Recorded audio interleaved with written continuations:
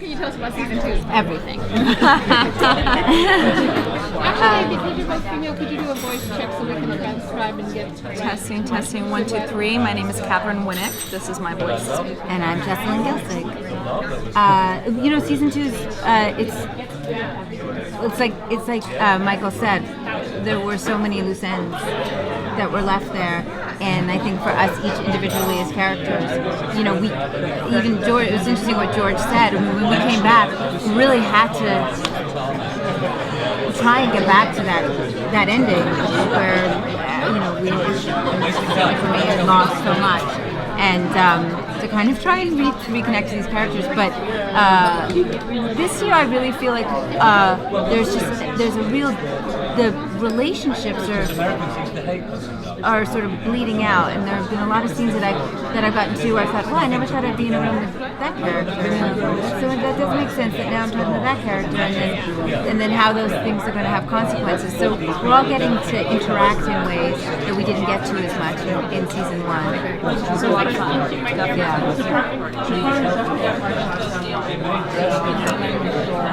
It's a great question. Well, as humans, how do we deal with loss? It's something interesting to explore. I think that the loss of children and losing a child, and both in Lagartha and Siggy, definitely bonded us together, and which is so refreshing and to see. Justin was mentioned that in the other interview, the fact that it's nice that Michael, there's so much, it's so easy to play the cat fight or women hating each other. That's just so done and boring to me, in my opinion. It's nice to have somebody you confide in, and somebody that has gone through the same things as your character has, and having that kind of a sense of like a silent language. Yeah, that we have sometimes, where it's just, there are lots of times when I'm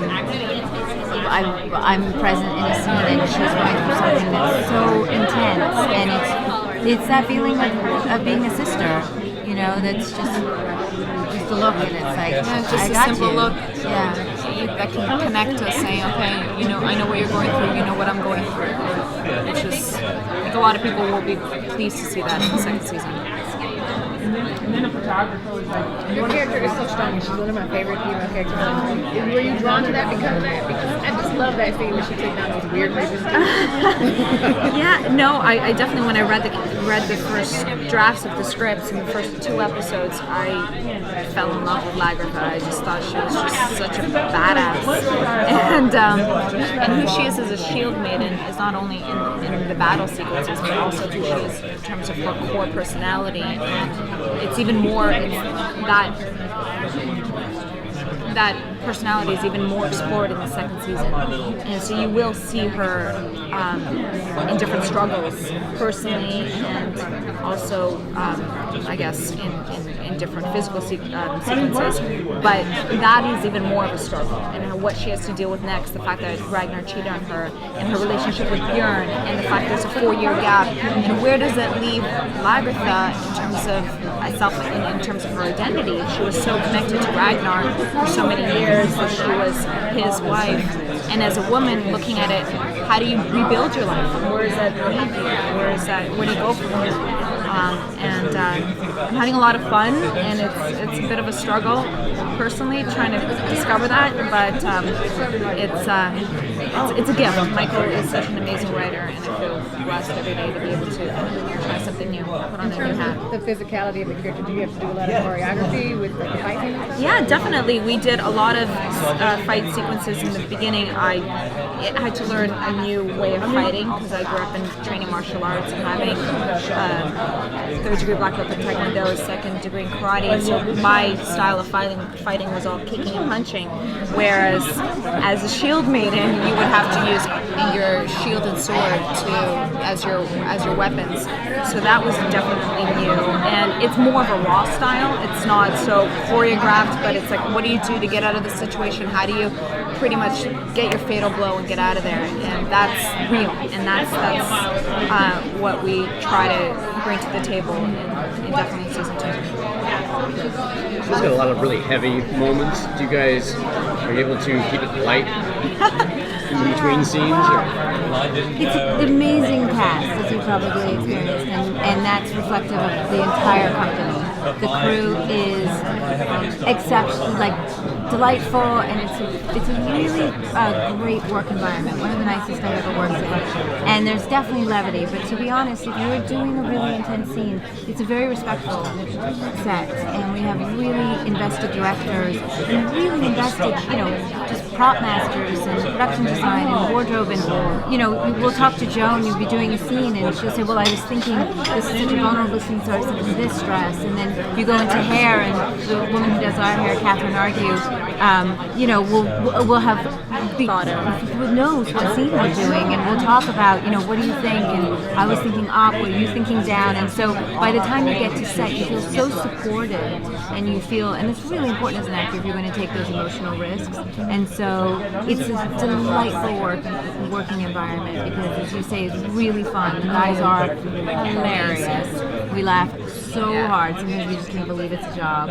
But when you really are being asked to, go there emotionally, it's incredibly respectful. It's a beautiful balance. And the crew has come back. They've been together for 25 years since Braveheart. So we got such it's so amazing to walk into a set that everybody already, it's a working machine. Yeah. Everybody knows So how to work together already. Everybody has a secret language in one hand with the crew, with the camera department, with the makeup department, with the lighting. So it allowed us to feel more at ease doing our job, because that usually takes a good month or two when you're dealing with new personalities. So I think that helped us to slide into it easier, and I think that's been evident on screen, even though that's behind the cameras. I agree.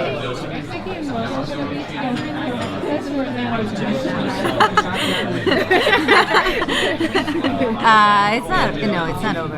It's not over. It's so fun though, because there's so many. I think their relationship is so real, because there's a kind of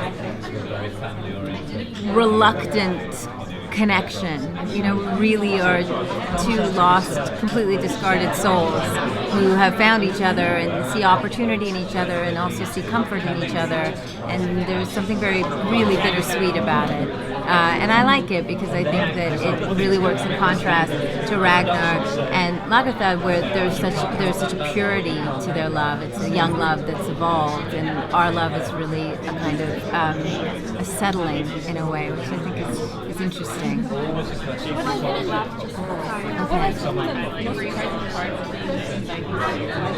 Surprising. Wow. Playing Vikings or a role, for instance. In general, being part of that I think that there's so many interesting layers that you don't really know what's happening next.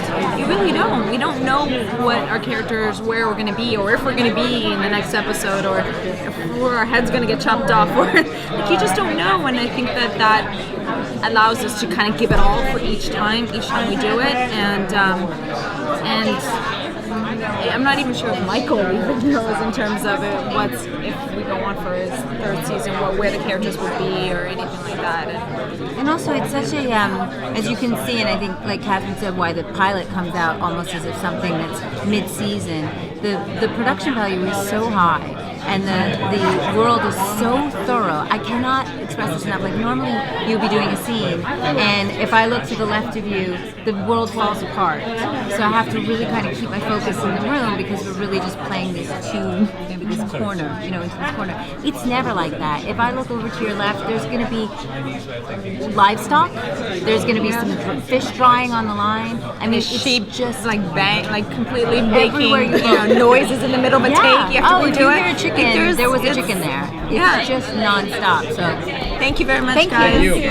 What was your question? I'm just curious. How far into season 2? After you guys have you start breaking apart?